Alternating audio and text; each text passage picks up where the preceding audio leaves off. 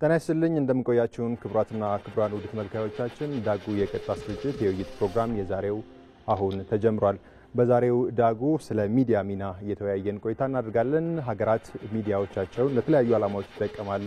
ብሔራዊ ትርክትን ለመገንባት እንዲሁም ብሔራዊ ጥቅሞቻቸውንም ጭምር ለማስጠበቅ በተለያየ መልኩ ሚዲያን ይጠቀማሉ። ሚዲያ ለበጎ ዓላማ ጥቅም ላይ ከዋለ ለሀገር ግንባታ የሚውል ነው።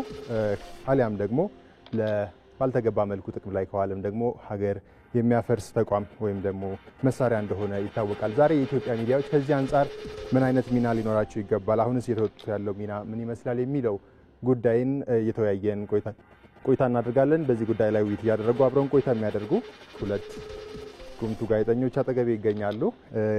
ከኔ ቀጥሎ የሚገኘው ጋዜጠኛ ጥበቡ በለጠ ነው። ጋዜጠኛ ጥበቡ በለጠ የአሃዱ ሬዲዮና ቴሌቪዥን ድርጅት ዋና ስራ አስኪያጅ ነው። ቀጥሎ የሚገኘው ደግሞ ጋዜጠኛ መሐመድ ሐሰን ነው። ጋዜጠኛ መሐመድ ሐሰን ደግሞ እንዲሁ በጋዜጠኝነት ለረጅም ዓመታት የሰራ በሚዲያ አመራርነትም እንዲሁ መጽሐፍም ጽፎ ለአንባቢያን ያደረሰ ነው። ከነሱ ጋር ነው ቆይታ የማደርገው። ክቡራን ተመልካቾች እናንተም ሀሳብ፣ አስተያየት፣ ጥያቄ በዚህ ጉዳይ ላይ ካላችሁ በስቱዲዮ ስልክ መስመራችን እየደወላችሁ መሳተፍ ትችላላችሁ። አብራችሁን ቆዩ።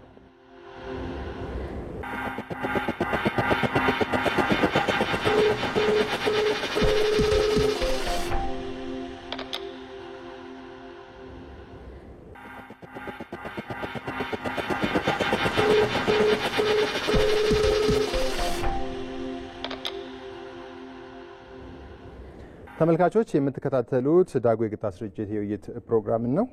በቅድሚያ እንኳን ደህና መጣችሁ እንግዶቼ። በጣም ደስ ብሎኛል ስለመጣችሁ። ዛሬ በተለይ ስለኛ ሙያ በስፋት ብዙ ጉዳዮችን እንዳስሳለን እናወራለን ብዬ አስባለሁ። በተለይ ያው ሚዲያ እንደሚታወቀው እንግዲህ የሚዲያ ኃይል በጣም ትልቅ ነው። በተለያዩ መልኩ ጥቅም ላይ ይውላል። በተለይ ዓለም ላይ ትልልቅ ሚዲያዎች እንግዲህ ለተለያዩ ሀገራት ብሔራዊ ጥቅሞቻቸውን ለማስጠበቅ ትርክቶቻቸውን ሀገር ለመገንባት እንደሚጠቀሙ ይታወቃልና እኛም ደግሞ የኛ ሀገር ሚዲያዎች ከዛ አንጻር እንዴት ይፈተሻሉ የሚለውን ሀሳብ እናነሳለን ዛሬና የሚዲያ ሚና እንግዲህ በጋዜጠኝነትና ኮሚኒኬሽን ትምህርት ቤት ገብተን ስንማር ሚዲያ በተለይ 3 ዋና ፈንክሽን አለ ወይም ደግሞ ጥቅም አገልግሎት አለው ብለን ተምረናል። ያው የማሳወቅ፣ የማስተማር እንዲሁም የማዝናናት የሚለውና ከዛ ባለፈ ግን አሁን ባለው ተጨባጭ የዓለም ሁኔታ ግን ሚዲያ ከዛም ያለፈ ሚና እያዘ መጥቷልና አጠቃላይ አሁን ባለው የዓለም ሁለንተናዊ እንቅስቃሴ ውስጥ የሚዲያ ሚና እንዴት ትገነዘባለህ? ጥቤ ካንተ ልጀምር። ብሩክ በጣም አመሰግናለሁ። የረጅም ዘመን ወዳጄን ከመሐመድ ጋር አንድ ላይ ስለጋበዝከንም በጣም አመሰግናለሁ። እንግዲህ ከሚዲያ በዓለም አቀፍ ደረጃ ስናየው ባለፉት 80-70 ዓመታት ውስጥ ዓለም ላይ በጣም ትልቁ ተጽዕኖ ፈጣሪ ሆኖ የመጣው በሀገራት ላይ፣ በመንግስታት ላይ እንደዚሁም በህዝቦች ላይ ከማንኛውም ነገር በላይ ሚዲያ ትልቅ ተጽዕኖ ፈጣሪ ነው። ቅድም እንዳልከው መግቢያ ላይ በጎ ነገርን በመስራት እንደዚሁም ደግሞ የተለያዩ ጥፋቶችንም የሚፈለጉ ዓላማዎችንም ለማሳካት እንደ መገናኛ ብዙሃን ጠንካራ ነገር የለም።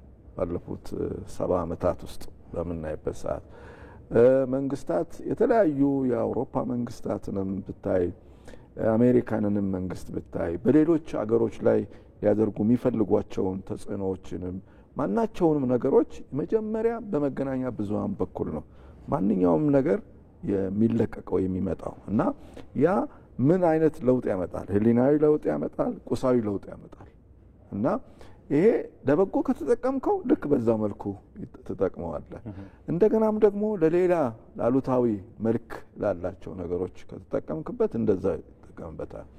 ስለዚህ በስኩል ኦፍ ጆርናሊዝም ወይም በጋዜጠኝነት ትምህርት ቤቶች ውስጥ የምናየው አሁን ዓለም በየትኛው መንገድ ላይ ነው ያለው? ይሄ የዌስተርን የምዕራባዊው የመገናኛ ብዙሃን አስተሳሰቦች አሉ። የራሳቸው የፖለቲካ ፍልስፍና፣ የራሳቸው የኢኮኖሚ፣ የራሳቸውን በርቀት አስበው የሚሰሯቸው ነገሮች አሉ። ያንን በመገናኛ ብዙሃን ውስጥ አድርገው ቲዮሪውን አስተምሮቱን እዛ ውስጥ ያስቀምጣሉ። በዚህ በምስራቁ በደቡቡ በነ ቻይና በነ ሩሲያ በኩል ያለው ደግሞ የመገናኛ ብዙሃን አስተሳሰብ የእነሱም ደግሞ ሌላ የራሳቸው የሆነ ትርክት አለ። እነሱም ለልማታቸው ለእድገታቸው ሚዲያን እንዴት እንጠቀም ዛሬ አሁን ቻይና ያለችበት ደረጃ መገናኛ ብዙሃኔ ብዙ ድጋፍ አድርገውልኛል ብላ ነው የምትተርከው ቻይና። ስለዚህ ሚዲያ እንደ ልማት እንደ ዴቨሎፕመንት ሚዲያ ፎር ዴቨሎፕመንት ወይም ዴቨሎፕመንታል ሚዲያ ቴዎሪ የእድገት ሚዲያን እነሱ ደግሞ በራሳቸው አውድ ውስጥ ሰርተው ያንን አስቀምጠዋል። ስለዚህ መገናኛ ብዙሃንን በሰፊው ነው ማየት ያለብን ብዬ ነው ማስበው እኔ። አዎ ሚዲያ ቀደም ብለን እንዳነሳው ጥቤ ያንተም እንግዲህ በተለይ ማህበረሰቦችን በማስተሳሰር በዲሞክራሲ ስርዓት ግንባታ ውስጥ ያለው ሚና በጣም ከፍተኛ እንደሆነ ይታወቃል። እንግዲህ በሌሎቹ ሀገራትም ስናይ ሚዲያዎቻቸውን ተጠቅመው እንዴት የዲሞክራሲ ስርዓታቸውን እንዳጎለበቱ ጭምር መመልከት እንችላለን እና አሁን በተለይ ባለው ዘመን በዚህ በሉላዊነትና ደግሞ የጂኦፖለቲካ ተለዋዋጭነት በየጊዜው በምናስተውልበት ዘመን ደግሞ ሚዲያ ከዛም የተሻገረ ሚና እንዳለው ይታሰባል። በተለያዩ ሀገራት የሀገረ መንግስት ግንባታ ውስጥም የሚዲያ ሚና ከፍተኛ እንደሆነ ይነገራል እና በአንድ ሀገረ መንግስት ግንባታ ሂደት ውስጥ ሚዲያ እንዴት ያለ ሚና ይኖረዋል? ማሚካን አመሰግናለሁ። እንግዲህ ቅድም ጥቤም ለትህትና ወዳጅ ብሏል። እንግዲህ እኔም ደስ ብሎኛል ከጥቤ ጋር በመቅረቤ።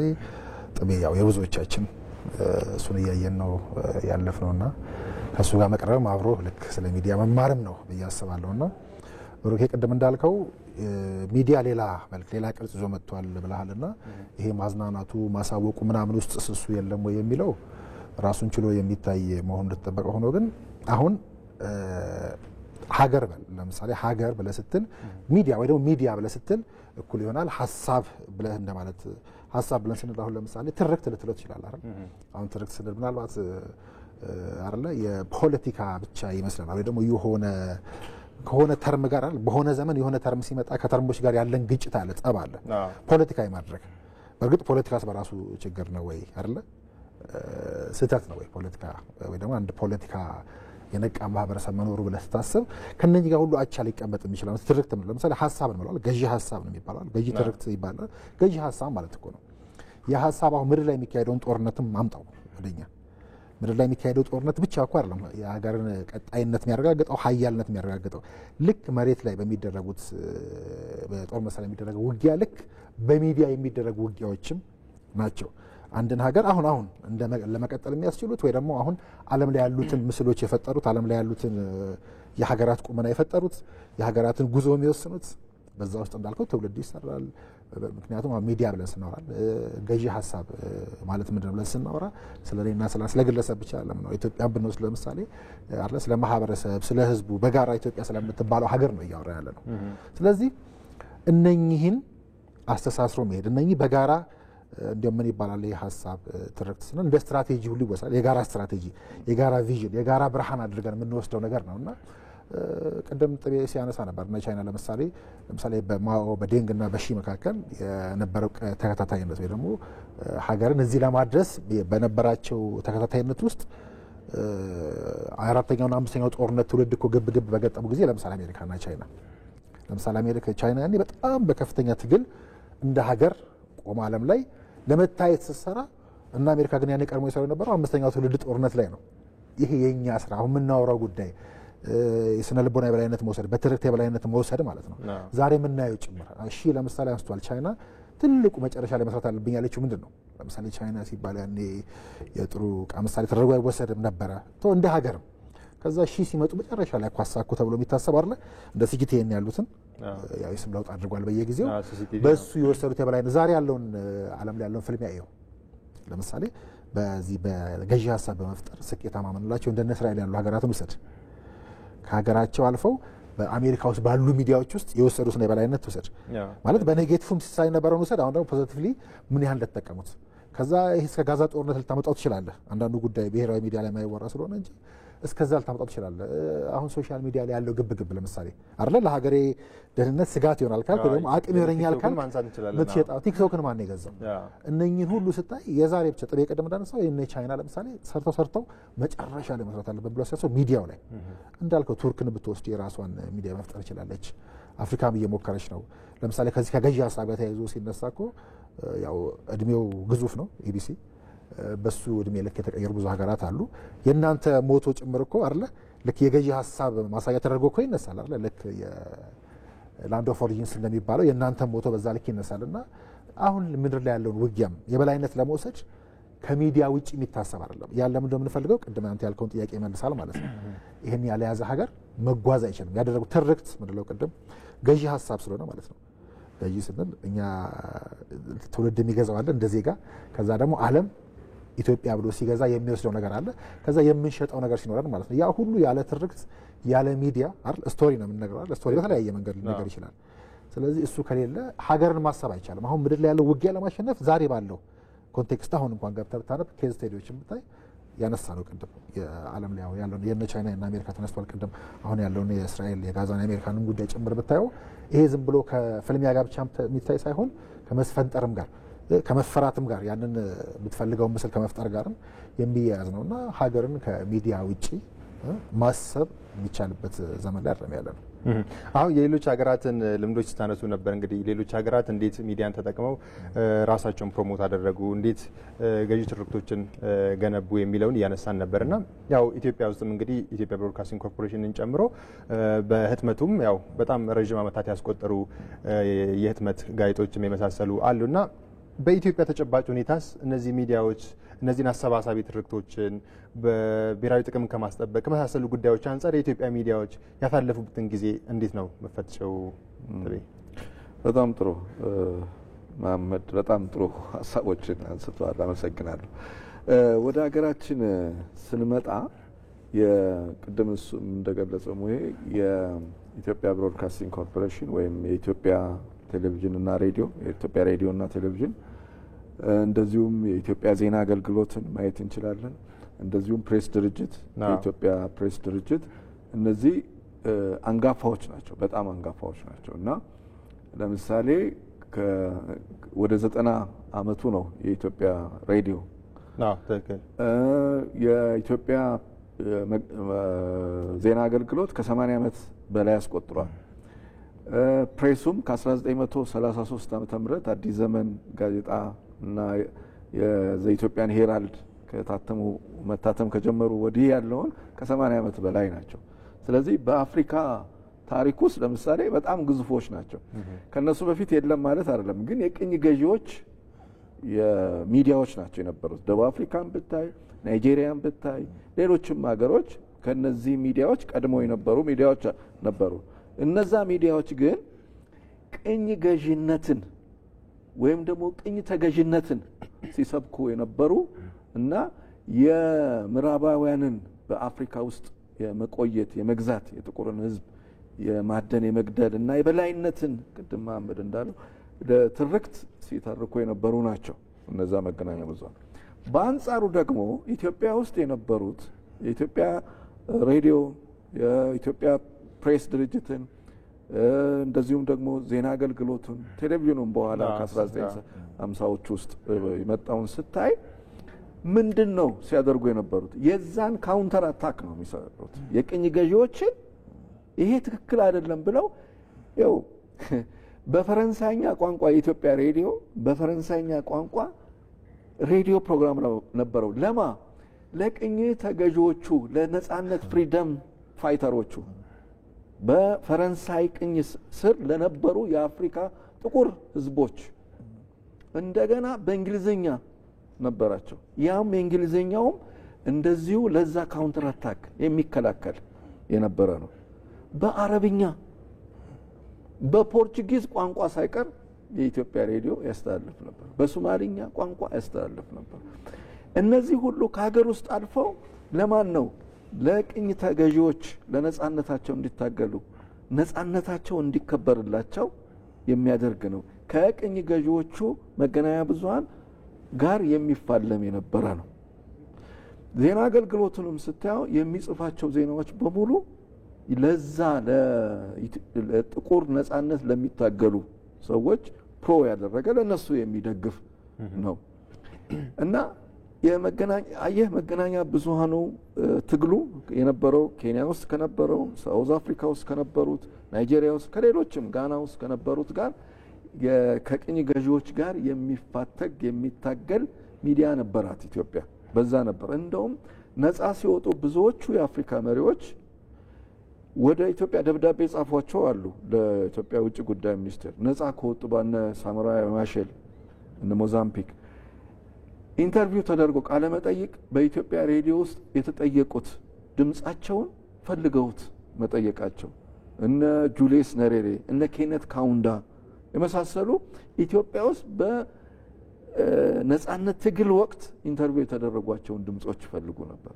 ስለዚህ መገናኛ ብዙሃን የኢትዮጵያ መገናኛ ብዙሃን ያለፉትን አመታት ስናይ ከቅኝ ገዢዎች ጋር የነበረውን ትግል አሸንፈው የወጡበት ታሪክ ነው ያለው እና ስታየው የአፍሪካ አንድነት ድርጅት ሲመሰረት የነበረው ሁሉ ንግግሮቻቸው ላይ ብዙዎቹ መሪዎች የዛን ጊዜ የነበሩት 1955 ላይ የነበሩት የተናገሯቸው ንግግሮች ሁሉ ኢትዮጵያን በዚህ መልክ የሚያመሰግኑ መገናኛ ብዙሃኑና እንደውም በኢኮኖሚ መገናኛ ብዙሃኖቹ ምንድነው ያገለገሉት ቅድም አህመድም ሲገልጸው ነበር በኢኮኖሚ እነዚህ የአፍሪካ ሀገሮች መደገፍ እንዳለባቸው በፖለቲካ መደገፍ እንዳለባቸው ትግላቸው እንደገና ደግሞ የአስተሳሰብ ለውጥ እንዲያመጡ ብዙዎቹ አንዳንዱ ቅኝ መገዛትን ሁሉ ለምዶ የተቀመጣለ ከዛ ውስጥ የማውጣት ይሄ ማሳወቅ ስራዎችን ሲሰራ ነበርና የኢትዮጵያ መገናኛ ብዙሃን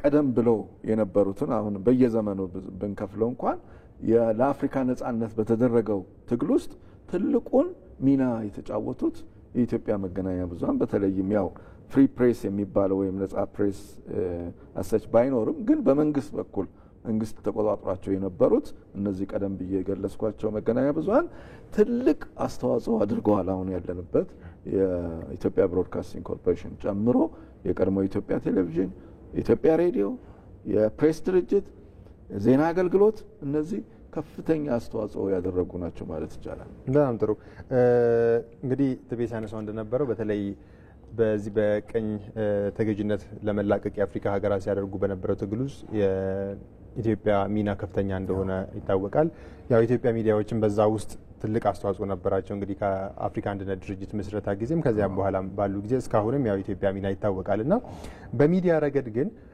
እንደው ሌሎች ሀገራት ላይ ያየነውን በዚያ ልክ የኛ ሀገር ሚዲያዎች በሀገራዊ ጉዳዮች ላይ ምን ያክል ሰርተናል ያንተ ግምገማ እንዴት ነው ማለት አዎ እንግዲህ ሰፊውን ነገር ጥቤ ነክቶታል እና ምናልባት አሁን ሚዲያ ስንል እንደ ስኮፑን እንዳያጠቡብን ቅድም ጥቤ ነካውን ጨምሮ ሚዲያ እኮ ስንል አንድ በተለይ ገዢ ሀሳብ ስለመፍጠር ምንድነው የምንጋራው ትርክት ላይ ሚዲያ ምን ያህል ሰራ እንዴት ነው ሀገራት ያን የፈጠሩት ሀገራት ቆሞ የታዩት ብለን ስናይ ሚዲያ ራሱ ስኮፑ ሰፊ ነው ለምሳሌ ገዢ ሀሳብ በለው ትርክት በለው ማለት የደረቅ ፖለቲካ ብቻ ከመሰለ ለምሳሌ ለሰይ ሆሊውድ ብለጥራ ሆሊውድ ብለ ስታስብ ሚዲያ ነው ፊልም ስለ ፊልም እያወራ ነው ስለ መጽሐፍት እያወራ ነው እንዳለ ገዢ ሀሳቦችን የሚያሰርጹባቸው የሚፋለሙባቸው መንገዶች ሁሉ ሰፊ ነው እንትኑ ጥቤ እንዳለው ለምሳሌ አንዱ የምንሸጠው ቅድም ስለ ነጻነት ትግል አድርገናል የብዙ አፍሪካ መሪዎችን ድምጽ አስቀምጠናል ፈርቀዳጅ ነበርና ምናምን ሲባል ለምንድን ነው ይሄ ሀሳብ ለምሳሌ የሚቆረቁራል እንዳልከው ምን ያህል ሚዲያዎች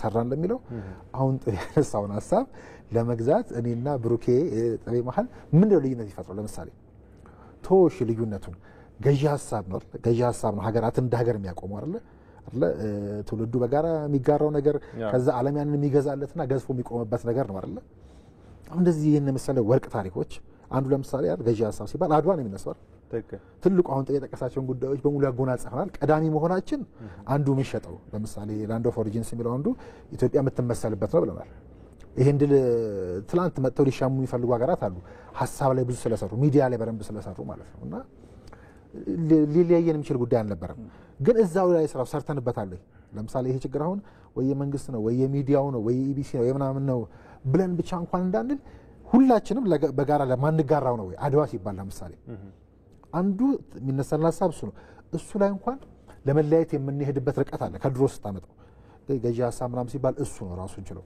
ከዛ እዚህኛው ዘመን ላይ ስታመጣው ለምንድን ነው መጋራት ያቃተን እኔ ንቃት ይመስለኛል ማለት ትንሽ አይደል ይሄ ብሔራዊ ጣቢያ ሲሆን አንዱ ትልቁ ደፈር ብሎ አይደል የሚያስፈልጉን ጉዳዮች ላይ ደፈር ብሎ መናገር ነው አይደል የጋራ ጥቅም ላይ ስለሚሰራ አይደል ለጋራ ጉዳይ እንደመሰባሰባችን ትንሽ ደፈር ብሎ ማውራት ያስፈልጋል ሚዲያው ራሱ ይሄ የሐሳብ መድረክ ነው ወይ አይደል ገዢ ትርክት በለው በዋናነት ገዢ ሀሳብ በሚለው ጉዳይ ከተስማማን ሀሳብስ ራሱ የዘለቀው ነው አሁን ያለው ትንሽ ግልብነቱ አለ ቅድም ደግሞ ጥቤ የነካው ጉዳይ አለ በተሰጠን አጀንዳ ላይ ነው ምን ራቆተው ግን የትኛውንም አቼቤንም በስነ ጽሁፍ ውስጥ ያሉ ሰዎችንም ታላላቅ የሚዲያ ሰዎችም ምሁራንን የሚያነሱት ሀገራት የራሳቸውን ስቶሪ የራሳቸውን ዜና የራሳቸውን ትርክት መጻፍ የጀመሩ ጊዜ ነው የሚቀየሩት ይላል ያኔ ለሌሎቹ እኛ እንደ ድምጽ እንደ ማስተጋባት ከዛ ልንሸጠው የምንችለው እንዳልከው ሚዲያውንም ሀገርም ልናቆም የምንችልበትን ትርክት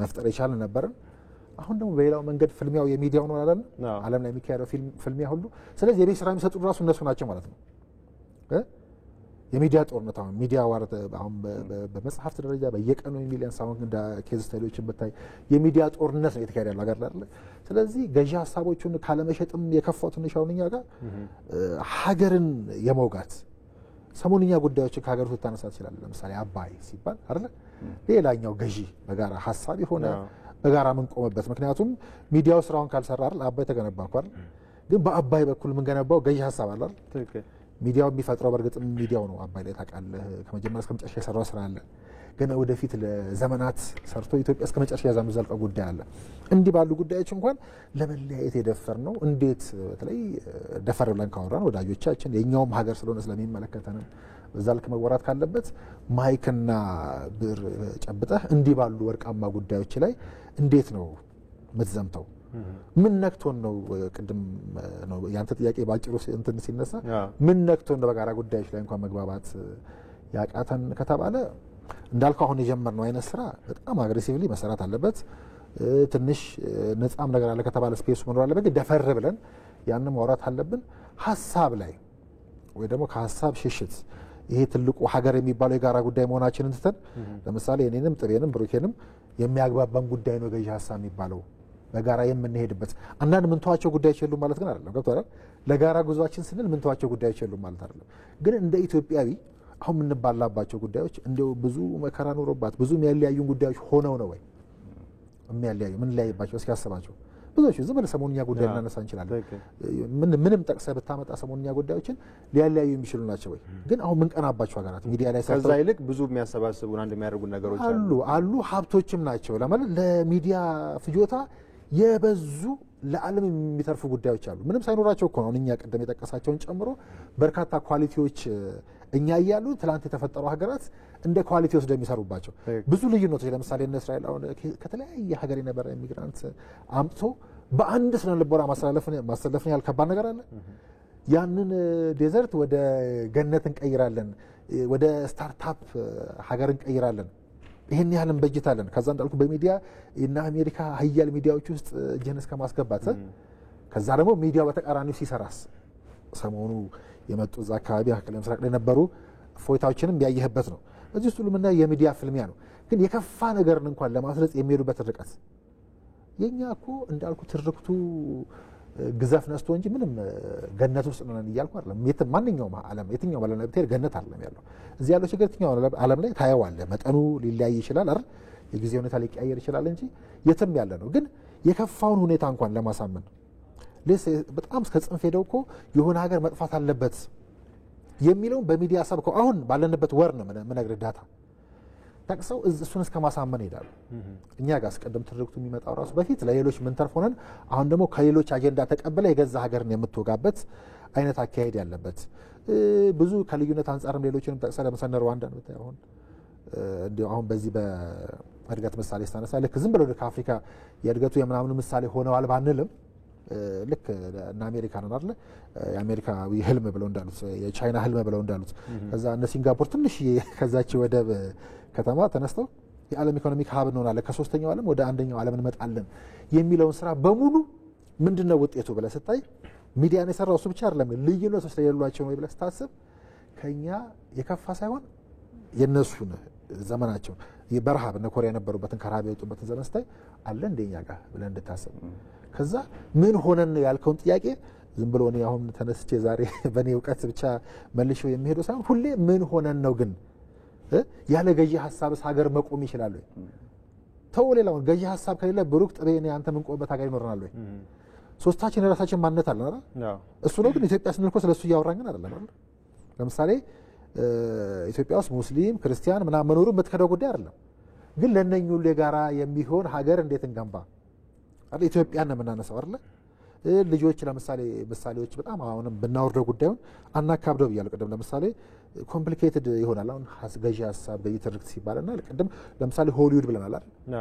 ሆሊውድ ስንል ሆሊውድን ማያውቃል አሜሪካንን ማያውቃል የምን ውጤት ነው? ሆሊውድ ያው እንዳልኩት የኛ ስራ የሰራው አካል ነው። ከዛ ይሄ ገዢ ሀሳቦቻቸውን በሙሉ ህገ መንግስታቸው ላይ ጽፈው ትላንትና እኮ ነው ከኢትዮጵያ ታሪክ አንጻር ካየነው ከአሜሪካ እዚህ ደረሰችው ትላንትና ነው። በጣም ጉዳዩን አርቀን ምናምን እንዳናየውና ልጆች እኮ ይኖራል ቤት ውስጥ ለምሳሌ አንድ ሰው እኛ ልዩነት ላይ ሁሌ ማተኮር አሁን ያለው ሚዲያ ልዩነት ላይ ተኮራለሁ ከተባለ ያው የናሽናል ሚዲያዎችን ማለት ሳይሆን ለምሳሌ ብዙዎቻችን ሚዲያ ስንከፍት ምናምን እንትን ይዘን ነው የሆነ የራሳችንን ጽፍ የራሳችንን ካምፕ ፈጥረን ለመለያየት ነው የምንሰራው። ግን ሚዲያው እንዳለ የኢትዮጵያ ሚዲያ መሆኑን እንረሳዋለን። እኔ ጥቤ አንተ እኮ የተለያየ ሀሳብ አለና የሚዲያ ሰዎች ብንሆንም ጥቤ የራሱ ሚዲያ እኮ አለው አይደል? አስፈላጊ በሆነ ጊዜ የሚተችበት አይደል? ብዙ ፈተናዎች ያሉባቸው እኔም የራሴ ሚዲያ ሞክራለሁ። ያ ማለት ግን የተለያየ ሀሳብ የለንም ማለት ሳይሆን ለኢትዮጵያ የሚሰራ ሚዲያ መሆኑን እናውቃለን። በቤታችን ብንመስለው ልጆች ይኖርናል አይደል? አንድ 7-8 ልጅ ያለው ሰው 7 አይነት ባህሪ ያለው ልጆች አሉት ማለት ነው። መልካቸው ይለያያል አይደል? አፍንጫቸው፣ አይናቸው ምናምን ይለያያል። ስለዚህ ጎራዳው፣ ቆራጣው ምናምን አይደል?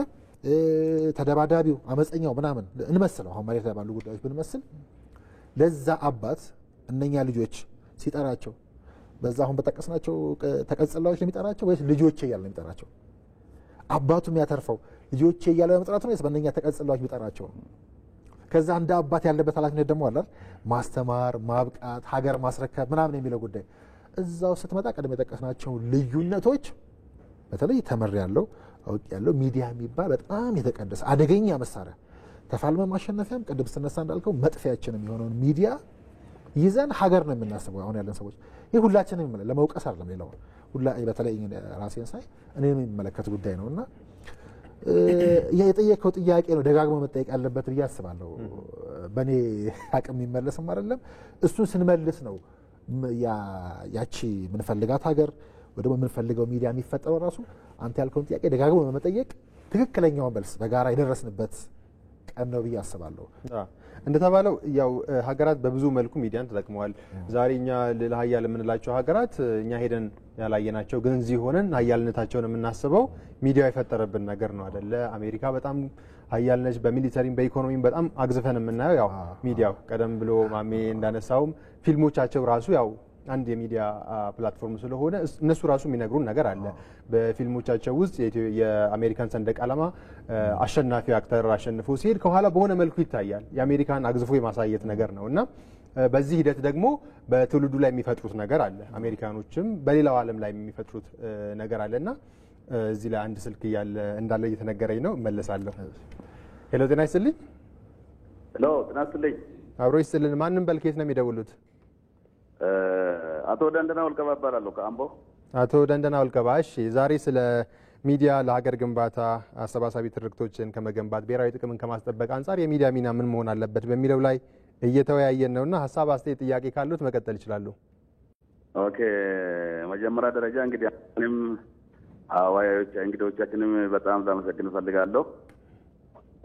ይሄን ካልኩ በኋላ ሚዲያ ማለት ኦል ካንትሪ ኦር አፍሪካ የጀርባ አጥንት ነው ብዬ ነው የሚገምተው። ምክንያቱም አንድ ስራ ሰርቴ በሚዲያ ካልተገለጸ ወይ ደግሞ ይፋ ካልሆነ የጋን ውስጥ ማብራት። ለምሳሌ አሁን የሀገሩ የሚሰሩ ነገሮች የሚሰሩ ልማቶች እንግዲህ ግንዛቤ ህዝቡ ግንዛቤ እንዲያገኝ የሚዲያ ሚና ትልቅ ነው ብዬ ነው የምገምተው። ሌላው ለምሳሌ ሀገር በሚወረርበት ጊዜ በሚዲያ ቅስቀሳዎች ወጣቱን መቀስቀስ ሀገርን መቀስቀስ የ90 ዓመት የ80 ዓመት ሽማግሌ ለአገሬ ብሎ ኦኔ እዚህ ቁጭ ብለው በአርቲስቶች የሚተላለፉት በድራማ መልክ የሚተላለፉት እነዚህ የሚዲያ ሚና በጣም ከባዶች ናቸው። ብዙውን ጊዜ እኔ ስለ ሚዲያ በጣም አነሳለሁ። ምናልባት የሚያቆዩ ሰዎች ያውቃሉ። ለምሳሌ ኮሚኒኬሽን ላይ አንድ ከተማ ለምሳሌ ስለ አምቦ ላይ የሚሰሩ ነገሮች ለምሳሌ መንግስትን ለመደገፍ ሌላ ነገር የሚሰሩ ነገሮች ኮሚኒኬሽናችን ለምንድን ነው እሳማ አድርገው ብዬ አነሳለሁ አንዳንዴ። ምክንያቱም የሚዲያ ሚና በጣም ትልቅ ነገር ነው። የጀርባ አጥንት ነው ቅድም እንዳልኩት ማለት ነው። ስለዚህ አሁን ሚዲያ ማበረታታት አለበት፣ ሚዲያ መደገፍ አለብን። አሁን በውጭ ሀገር ያሉት ለምሳሌ እኛን የሚያዋጉ ሰዎች ራሳቸውን ደብቆ አንዴ በዚህ በፋኖ አንዴ ደግሞ በዚህ በሸኔ ተብሎ የሚያዋጉን ሰዎች በሚዲያ ብናሸንፋቸው፣ በሚዲያ ብናደነዝዛቸው እኮ እዛ ባሉበት ቦታ ይቀራሉ። ሚዲያ ላይ በጣም መስራት አለበት። በጣም ሚዲያ ላይ ቅስቀሳ፣ ለምሳሌ ስለ አባይ አይታችኋል። እንዴት ህዝቡ ሆ ብሎ ስለ አባይ ያላዋጣ ሰው የለም። የኔ ነው የባለቤትነት ስሜት ይሰማዋል። በቃ ይሄ ትውልድን የሚያሻግር ትውልድን የጀርባ አጥንት የሚሆን አባይ ነው። ስለ አባይ ማንም ሰው የሚለምን ሰው እንኳን ስለ አባይ ወደ ኋላ ያለ የለም። ስለዚህ አሁን ሚዲያ ላይ በጣም መስራት ያስፈልጋል። ሚዲያ ሚና ትልቅ ነው። ሚዲያ ስራ ሰፊ ነው። ልም እንዳልኩ አንድ ሰዓት ሰርተህ በይፋ ካልተደረገ በሚዲያ ካልተገለጸ የጋን ውስጥ መብራት ነው። የጋን ውስጥ መብራት አይታይም። ህዝቡም ደግሞ የህዝባችን ደግሞ በዛ ልክ ደግሞ ግንዛቤ ይፈልጋል። ግንዛቤ ማስጨበጥ የሚቻለው በሚዲያ ነው። ስለዚህ የሚዲያ ስራ በጣም ትልቅ ስለሆነ ሚዲያ ላይ በጣም መስራት ያስፈልጋል። ሚዲያ ማበረታት አለበት የሚል ሀሳብ ለመስጠት ነው። በጣም አመሰግናለሁ። በጣም ነው የምናመሰግነው እኛም ስለደወሉ። መልካም ቀን ይሁንልዎት። እንግዲህ ደዋያችን ስለ ሚዲያ ሚና እያነሱ ነው። በተለይ የህዳሴ ግድብንም ለአብነት አንስተው አጠቃላይ ኢትዮጵያውያን በጋራ ቆመው ይህንን ትልቅ ፕሮጀክት በአፍሪካን በዓለምም ግዙፍ የሚባለውን ፕሮጀክት በማሳካት ሂደት ውስጥ ያው የሚዲያ ሚና ትልቅ እንደነበረ እናስታውሳለን። በተለይ የህዝብ ተሳትፎ በጣም ከፍተኛ እንዲሁም በማድረግ ሂደት ውስጥና መሰል ጉዳዮች ላይ አሁንም ሚዲያ ከፍተኛ ሚና እንዳለው ነው ያነሱት። ቀደም ብለን ስናነሳ የነበረው ሀሳብ አለ። ያው እንግዲህ ሚዲያ ሀሳብን በመቅረጽ የሰዎችን አስተሳሰብ በመቅረጽ በማስረጽም ጭምር በጣም ከፍተኛ ሚና አለው። አንዳንድ ሀገራት ላይ ስናይ ለምሳሌ እንደው ከህዳሴ ግድብ ጋር ቀደም ብለን ስናነሳን ግብጾች እንዴት ነው ታዳጊዎቻቸው ላይ በሚዲያ የሰሩት? አባይ አብዛኛው የውሃ ድርሻ ከኢትዮጵያ የሚመነጭ ሆኖ ሳለ ግን ከዛው እንደሚመነጭ ሁሉ አድርገው በተደጋጋሚ በመንገራቸው ሚዲያዎቻቸው ሀገራዊ ጥቅማቸውን ለማስጠበቅ በምን ያክል ትውልዱ እንደሚነሳ ህዝቡ እንደሚነሳ እንግዲህ የሚዲያ የፈጠረውን ጫና መመልከት እንችላለን፣ ወይም ደግሞ ተጽዕኖ መመልከት እንችላለን። እና ሚዲያ እንግዲህ ቀደም ብለን ስናነሳ እንደነበረው አሰባሳቢ ትርክቶችን ብሔራዊ ጥቅምን በማስጠበቅ ረገድ ከፍተኛ ሚና አለው ብለናል። በተለይ እንዴት ነው ሚዲያ አሰባሳቢ ትርክትን መገንባት የሚችለው? ጥሩ ጥያቄ ነው። ቅድም መሐመድም ብዙዎቹን ሀሳቦች አንስቷቸዋል። ግን ደግሞ እንደው ሚዲያ አሁን የኛ ሀገር ኢትዮጵያ ምንድን ነው የመገናኛ ብዙሃን ፍልስፍናዋ? መገናኛ ብዙሃንን እንዴት ነው የምትገልጸው? ምንድን እንዲያደርግላት ነው? አሁን የግልም ይባላል፣ በህዝብም ይባላል፣ እንደገና ልዩ የህዝብ ይባላል፣ እንደገና ደግሞ ቅጽል ስሞች አሏቸው። ይሄ መንግስት ነው፣ ይሄ ነከሌ ፓርቲ ነው፣ ከዛ በኩል ደግሞ ነከሌ ይረዱታል ምናምን። ቅድም አህመድ እንዳሉ ለሆነ አላማ ደግሞ የሚቋቋሙ አሉ፣ ምን አሉ፣ ዝብርቅርቅ ያለ ነገር አለ። ስለዚህ ራሱ ሚዲያው የጋራ ስብስብ ምን እንደነ ያለን በጋራ ምን አላማ ነው ያለን፣ በቃ እሺ እንለያይ በዚህ የማንም እንሆን፣ ግን ደግሞ በወል የምንሄድበት መንገድ እንደ ኢትዮጵያዊ ሚዲያ እንደ ኢትዮጵያ መገናኛ ብዙሃን ምንድነው ልንደርስበት የምንፈልገው ግብ የሚለው ግልጽ በሆነ ነገር መቀመጥ አለበት። እሱን ማወቅ አለብን። ሮድ ማፑን ወዴት እንደምንሄድ ምን አቺቭ እንደምናደርግ ማስቀመጥ አለብን። ቅድም መግቢያ ላይ እንደገለጽኩት የምዕራባውያኑ የራሳቸው የሆነ ግብ አላቸው። አሁን ብዙዎቻችን የተማርነው የነሱን ነው። በቃ ወይ በእንግሊዝ ወይ በአሜሪካ ወይ በጀርመን በአውሮፓ የጋዜጠኝነት ትምህርት ፍልስፍና ውስጥ ነው። ዩኒቨርሲቲዎቻችንም ካሪኩለሞቻቸው በሙሉ ያሉት በዛ ነው። ሁላችንም ያንን ተምረን ነው። ከሀገራዊ ሁኔታ አንጻርም የተቃኙ አይደሉም ማለት ነው። ሁላችንም አይደለም፣ ሁላችንም በዛ ውስጥ ነው። ስለዚህ ለምሳሌ ሰበር ዜና ምናምን እንላለን። ምን ነው ሰበር? ምን ነው የምትሰብረው? ምን ለማምጣት ነው? ህብረተሰቡ ውስጥ ምን ለማምጣት ነው? ምን ልትቀይርለት ነው ሰበር ብለህ የምትገባው? ያ ነገር በብዙ እንትን እንደገና ደግሞ አጀንዳ ብለን የምንሰራው አለ። ያ አጀንዳ ምን ለማምጣት ነው? ህብረተሰቡ ውስጥ ምን አይነት ንቃተ ህሊና ህይወቱን እንዴት እንዲቀየር፣ በኢኮኖሚ እንዴት እንዲቀየር፣ አገሪቷ እንዴት እንድትቀየር ምንድነው በቃ ይሄ ኮሌክቲቭ የሆነው የጋራ የሆነው ግብ ምንድነው? እዛ ውስጥ አልቃኘ ነው እና የምዕራቡን እንዲሁ ነው የተቀበልነው። አሁን ብዙ ነገር የተቀየረው ቻይናን ከጎበኘው በኋላ ነው። ለምሳሌ ቻይና ዛሬ እንግዲህ የሚገዳደር ኢኮኖሚ በዓለም ላይ አንደኛ ሁለተኛ እየተባባሉ ከአሜሪካ ጋር የመጡበት ደረጃ እነሱ ሲያስጎበኙን ምንድነው ያሉት? ለዚህ እድገት የደረስነው ሚዲያው ከፍተኛ አስተዋጽኦ አድርጎልናል። ለምን? ለልማታችን ቀርጸውታል። በእነሱ አስተሳሰብ ለሀገሪቱ በሚጠቅም ለህዝባቸው በሚጠቅም መንገድ ቀርጸውታል። ስለዚህ መገናኛ ብዙሃኖቻቸው የሚዘግቡት ነገር እግር በእግር እየተከተለ መፍትሄ የሚሰጥ የመንግስት አካል አላቸው። ለምሳሌ አንድ የሆነ የቤት ግንባታ ችግር ከዘገበ ያ ሚዲያ መንግስት ያንን ዜና ተከትሎ እውነት ነው ወይ የመጀመሪያው ማጣራት ይሄ ዜና እውነት ነው ወይ? ኦኬ እውነት ካልሆነ የሚቀጣበት መንገድ አለ። ሐሰት ከሆነ እንደዚህ። ነገር ግን እውነት ከሆነ ደግሞ መፍትሄ ነው ወዲያው የሚሰጠው ለዛ ዜና እንጂ ዝም ብሎ ሰምቶ ጠዋት ሰምቶ ከሰዓት የሚረሳው አይደለም። እነዚህ ሁሉ እኛ የምናወራቸው ዜናዎች ጠዋት ኢቲቪ ላይ የተወሩት ዜናዎች መጨረሻቸው ምንድነው? ምን መፍትሄ ያላቸው? ስለዚህ ይሄንን እግር በእግር እየተከታተለ መፍትሄ የሚሰጥ ሚዲያን የሚከታተል ተቋማት ያስፈልጉናል። ዝም ብሎ ሚዲያ መሆን የለበትም። ስተትም ካለ ይሄ ስተት ነው ያቀረብከው መረጃ የለውም እያለ ደግሞ ያስረዳ ያስፈልጋል። ስለዚህ ቅኝታችን ምንድነው? እንደ ኢትዮጵያ የምዕራቡ አለ የምስራቁ አለ። እንደ ኢትዮጵያዊ ደግሞ ምንድነው የኛ አላማ? የ5 ዓመት የ10 ዓመት ስትራቴጂክ እንትናችን ምንድነው? በጋራ የሚያገናኝ ኤዲቶሪያል ፖሊሲዎቻችን ሲደመሩ ምን ይሆናሉ? ኢትዮጵያዊነትን እንዴት ያሳያሉ? ስለዚህ የጋራ የምናመጣው መጀመሪያ መገናኛ ብዙሃኖቻችንን የፍኖተ ካርታው ሮድማፕ ወዴት ነው የሚወስደን የሚለው መሰራት አለበት። አልተሰራም እስከዛሬ ድረስ። ለምሳሌ ነጻ ፕሬስ የሚባለው ኢትዮጵያ ውስጥ 1984 ዓመተ ምህረት ነው የተጀመረው። ከዛ እስከ 2009 ስንሄድ 25 ዓመት ሞላው። 2009 ላይ በ21 ትውልድ ማለት ነው። ምን አደረግን? በ25 ዓመት ውስጥ ምንድነው ጥንካሬ ጉለቱ ማድረግ የሚገባ ነው?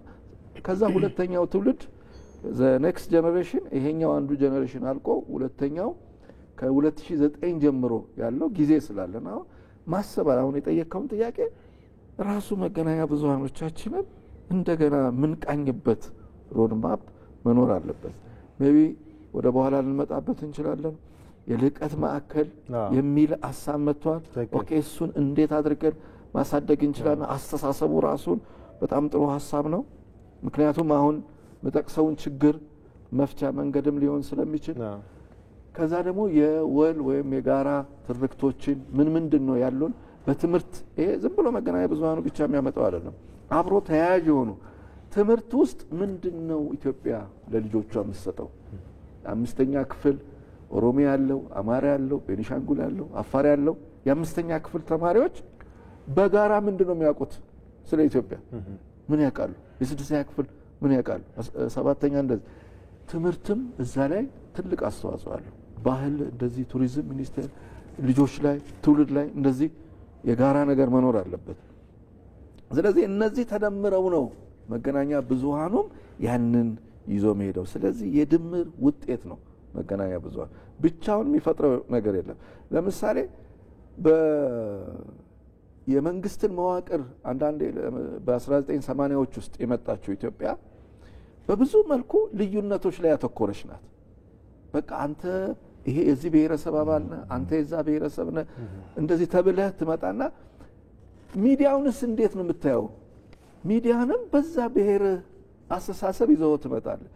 ዶክተር ወይም የሕክምና ባለሙያ ሆነ እንዴት ነው በዚህ አስተሳሰብ ውስጥ የምታድገው? በብሔር ምንህን እንድጠቅም ብቻ እንዴት ይደረጋል? ማለት የዚች ሀገር የጋራ የሆነ ትርክት ቅድም አህመድ እንዳለ የጋራውን ይሄ በቃ የጋራው መያዝ አለበት። እሱንም ተይዞ ካልሆነ በስተቀር የመጣንባቸው ጉዞዎች እንደገና መለስ ብለን መከለስ ያስፈልጋል ብዬ ነው ማስበው። የጋራውንም ለመውሰድ ብዬ ነው። እሺ እመለሳለሁ። መስመር ላይ አሁንም ስልክ እንዳለ እየተነገረኝ ነው። ሄሎ ጤና ይስጥልኝ። ሄሎ ጤና ይስጥልኝ ብሩኬ። አብሮ ይስጥልን። ማንም በልኬት ነው የደወሉት?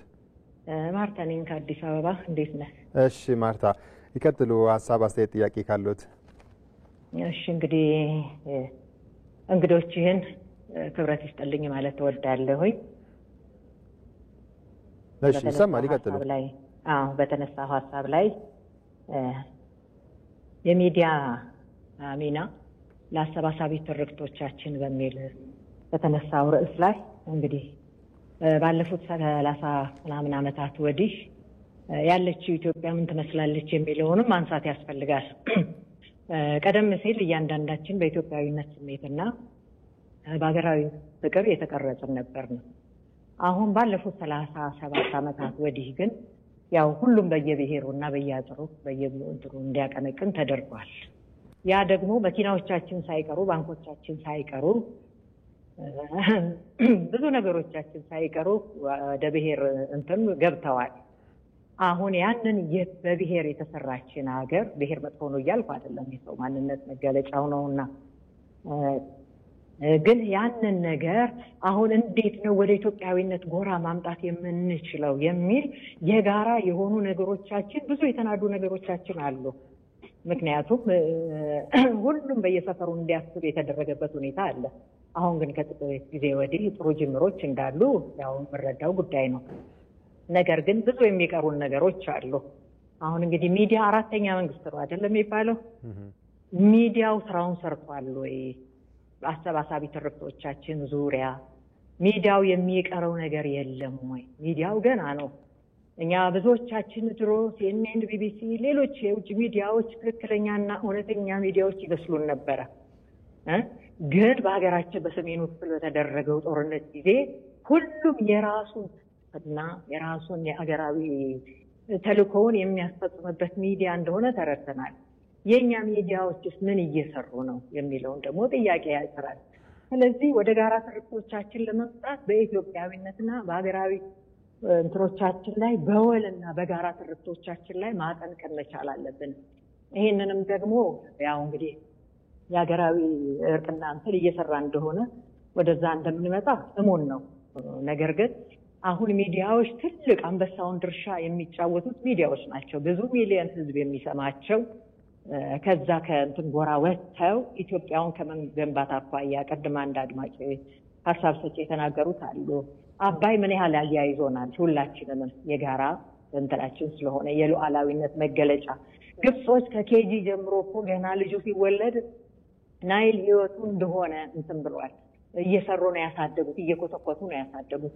እኛስ ትላንትና አንድ ሚዲያ ያከታተል ነበረ። በጣም ትልቅ ልጅ ነው። በጣም እንግዲህ ተጋባዥ እንግዳ ሆኖ ነው ጉባኤ ይገኛል ሲባል ጋምቤላ አለ። እኔ በጣም ነው ያዘንኩት። እንዴት ነው የትምህርት ስርዓታችን ካሪኩለሞቻችን? ምክንያቱም በአገራዊ ትርክቶቻችን ላይ፣ በአገራዊ አንድነታችን ላይ፣ በአገራዊ ሀብቶቻችን ላይ እነሱም ያው በትምህርት ዙሪያ በጣም መፈተሽ ያለበትና መሰራት ያለበት ከኬጂ ጀምሮ።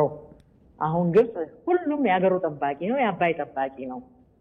እኛ ግን ሁላችንም ያው እንግዲህ ስለ አባይ ከጉድለቷ መቀነቷን ፈታ በዚህ በጋራ ትንትኖቻችን ላይ የተሰራ ስራ አለ። አያይዞናል፣ አጋምዶናል።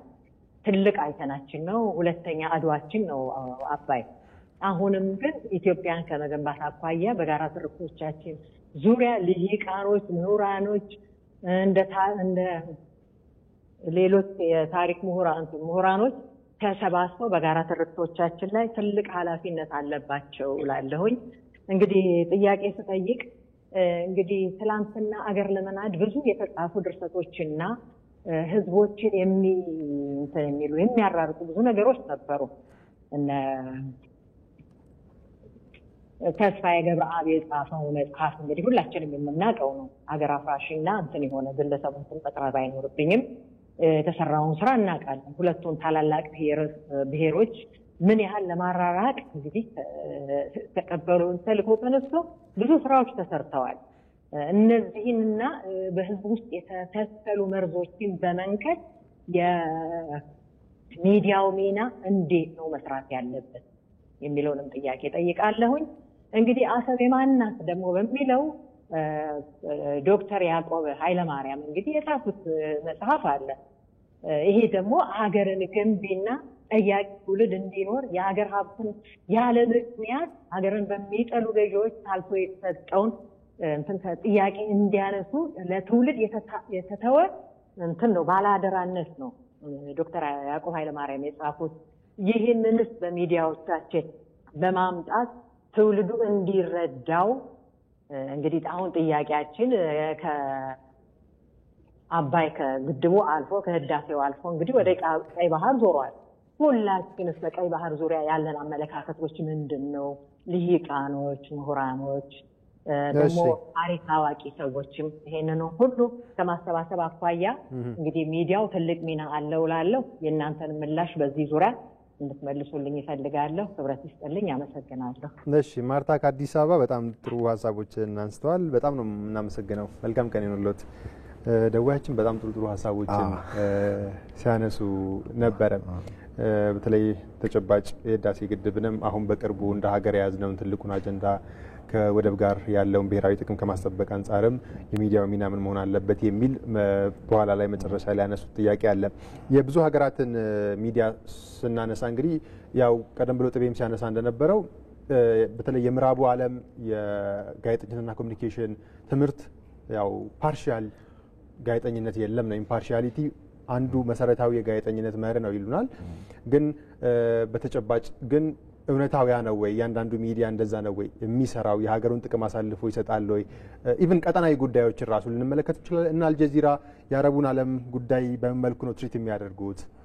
እነ ቢቢሲ የእንግሊዝን፣ እነ ሲኤንኤን የአሜሪካን ጉዳይ እንዴት ነው ትሪት የሚያደርጉት የሚለው በጣም ወሳኝ ጉዳይ ነው። በግልጽም የምንመለከተው ነገር ነውና እንግዲህ የኛ አገር ሚዲያዎች ደግሞ እንግዲህ በብሔራዊ ትርክትን በመገንባት አሰባሳቢ የወል የሆኑ ትርክቶችን ለሀገር ግንባታ ጠቃሚ የሆኑ ጉዳዮችን አጉልቶ ከማንሳት አንጻር ትልቅ ሚና ይኖራቸዋል፣ ደግሞ ይጠበቅባቸዋል። አሁን የብሔራዊ ጥቅም ጉዳይም ይነሳል አብሮ። በተለይ በቅርብ ጊዜያት የተጀመረው ብሔራዊ ጥቅምን የማስከበር ጉዳይ፣ የባህር በር የማግኘት ጉዳይ አንዱ ትልቁ አጀንዳ ነውና ይህንን ከማሳካት ይህንን የኢትዮጵያን ብሔራዊ ጥቅም ለሌላው ዓለም ከማሳወቅም አንጻር ደግሞም ህዝቡም በሚገባው ልክ ተረድቶት አስፈላጊውን ድጋፍ እንዲያደርግ የሚዲያ ሚና በብሔራዊ ጥቅም ከማስከበር አንጻር ምን መሆን አለበት? ማሚ አመሰግናለሁ ብሩኬ። እንግዲህ እቺ ሀገር እንግዲህ ብዙ ተስፋ አላት። ፊደል ከቆጠር ነው አይደል ወይ ደግሞ እድል አግኝተን በጣም ውድ የሆነው እድል አግኝተን ስክሪን ላይ ከምንታየው ጋዜጣ ላይ ከምንጽፈው ሰዎች በተሻለ እንደውም ማለት አንዳንዴ ትርክቶች ሁሉ እናሳንሳ ወይ በልኩ አልገባን ወይ በልኩ ቫልዩ አናደርጋቸው እናጣጥላናል። የእንትን ተአምር ነው አይደል? ጸሎቱን የጠበቀ ምናምን ሲባል ትልቅ ሀገራት እኮ መጥቀስ ዝም ብሎ ያስፈልግ ይሆናል እንጂ የመጽሐፍ ቅዱሳዊ አይደል? ሌሎችን ደግሞ እንደ የቁርአናዊ ጥቅሳቸውን ጭምር ወስደው እኮ ነው ሚዲያቸው ላይ ትርክት የሚሰሩበት ሀገር የሚያጸኑበትና እኔ ተስፋ የሚሰጠኝ እንደውም ኢትዮጵያ እስከዛሬ እንዴት ምንም አልሆነችም እንዲሁ አማኝ አይደለም ብለን እንኳን እናስብ ሰዎች ጭምር እንድናምን የምንገደድበት መሬት ላይ የጸኑ ሰዎች የጸኑ ሀሳቦች በዛው ልክ ደግሞ ሀገር ያጸኑ ሰዎች አሉ። የሚገርመው ምንም አትሆንም ምናምን ሲባል ዝም ብሎ አፋዊ ትርክት ይመስላል። ምንም አትሆንም እንድንል የሚያስገድደን ለምሳሌ የአምቦና አዲስ አበባ ማርታ ደዋይ እናያቸው። ብሩኬም ቀድሞ ሲያነሳ የነበረውን ጥያቄ ውስጥ እንጨምረዋለን። ማርታ ጨመረችው እዛ ውስጥ እሱንም ጥያቄ ጨምርና የተነሳው ሀሳብ በነገራችን ላይ በጣም ያስደነግጣል። አሁን ገዢ ሀሳብ ብለን ስናነሳ እነኝህ ሰዎች ለምሳሌ መሰላቸው የደወሉት ወደ ኢቢሲ ነው አይደል? ወደ ብሔራዊ ጣቢያ ነው የደወሉት። ኢትዮጵያውያኖች ናቸው የደወሉት። ገብቷል? ቅድም የነካከዋል አለ አሁን ምንም ትርክት ኔጌቲቭ ነገር ለማለት ወይ ደግሞ አሁን ብዙዎቻችን ራሳችን ሚዲያው ሰርቷል ብላለች፣ በኋላ እንመጣበታለን። በግልጽ እናገር ከተባለ ሰይጣናዊ ስራው ነው እየሰራ ያለ ነው። እሱ ለመስራት እኮ በቂ ነው። መከፋፈል እኮ ለምሳሌ ማርታ ከአዲስ አበባ ደወለች፣ ከአምቦ ተደወለ ቅድም አይደል? ሁለቱም የደወሉት ኢትዮጵያውያን ናቸው።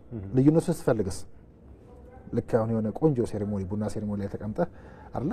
ያሰባሰበ እኮ ቡናው ነው። አሁን ገዢ ትርክት እንዴት ይፈጥር ስትል እኮ ቡናው እኮ ነው የሚፈጥረው አይደለ? ቡናውንም ዲቫሉ ያደርጋ የቡናውንም ማሳ ዲቫሉ ያደርጋ ከዛ እዛ ዊዝደም ያላቸውን ሰዎች ዲቫሉ ያደርጋ አይሆንም። ልዩነት ለማምጣት በቂ እኮ ነው። አቦ ምንድነው እንደነ እንትና ዜጣን የምታጨሱ ልትል ትችላለህ። ቄጤማ የለውም ይሄ ትላለህ። እንደውም እንደ ሲኒያ ይቀየር እንደ በዘመ ለመሲኒያ እንቀየር። ይሄን ካመጣህ ያንንም መለየት መበጠስ ይችላል ማለት ነው። ልክ አሁን አምቦና አዲስ አበባ ደዋያችንንም በዛው ልክ ጥያቄያችን ግን ኢትዮጵያውያን ያነሱት ጥያቄ ነው። የማንጋራው ነው ብለህ ብትመረምር በጣም ብዙ የምታየው ነው። ከ30 ዓመት ወዲህ ምናምን ብለህ ያነሱት የነካኩት ጉዳይ አለ። ለምሳሌ ትንሽ ደፈር ብለን ብናወራው ብዙ መፍራት የሌለብን ግን ይሄ ጄኔሬሽን ለምሳሌ የብሔር ምናምን ጉዳይ አንስተዋል። እኛ በእኛ ኮንቴክስት እናንሳው። ቅድም እኮ ነክቼዋለሁ። የሉም ማለት አይደለም አይደል? አሁን ገዢ ትርክት ወይ ደግሞ ገዢ ሀሳብ እንዴት ይፈጠር ብለን ስንል ያ ገዢ ሀሳብ እኮ ብሩኬንም ጥቤንም ማሜንም በሃይማኖት ሰደን ከፈለክ በብሔሩ ሰደን በምናምን በእድሜ በምናምን በጂኦግራፊ በመገኛ ልክ የሰውነታችን አካል እንደምንለው አይን አለን፣ እጅ አለን፣ እግር አለን። እነኚህ ግን አያስፈልጉም ለማሜ ማለት ነው። ሁሉም እንደመገኛቸው ሁሉም እንዳይጠቀማቸው ግን ማሜ የሚባለው ማንነት ይሰጣሉ። ዝም ብለህ እንኳ ወደኛ ብታመጣው እንደ ማህበረሰብ ስንል ኢትዮጵያዊ ያንን የሚያገናኝ ነገር ነው። እሷም ብለዋለች ማርታ ኢትዮጵያዊ ብሔር ስንል የለም እያልን አይደለም። እሱን መካድ እኮ አይደለም። ኦሮሞንም አማራውንም ጉራጌንም ትግሬውንም የሚያካትት ጉዳይ እናምጣ እያለ ነው። ቅድም እንዳልኩ የሆነ አካል ስላነሳው የተቀደሰ ነገር ለምን እንደምትገፋው?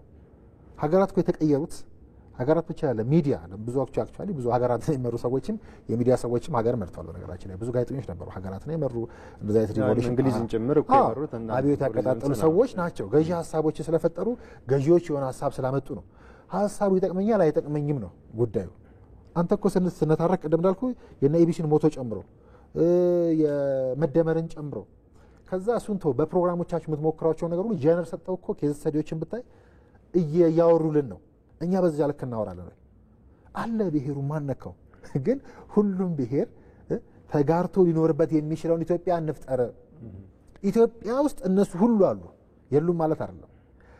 እንትና ስትል ግን ያችን ኢትዮጵያ የምንላትን ምስልም መናር ነውና ሚዲያው እንደው ስራውን ሰርቷል። ያምቦም ደዋ አንስተውታል። ሚዲያው መስራት አለበት ሚዲያው እንዲያደርጓል ብለው ግብጽ ድረስ ሄደው አየህ።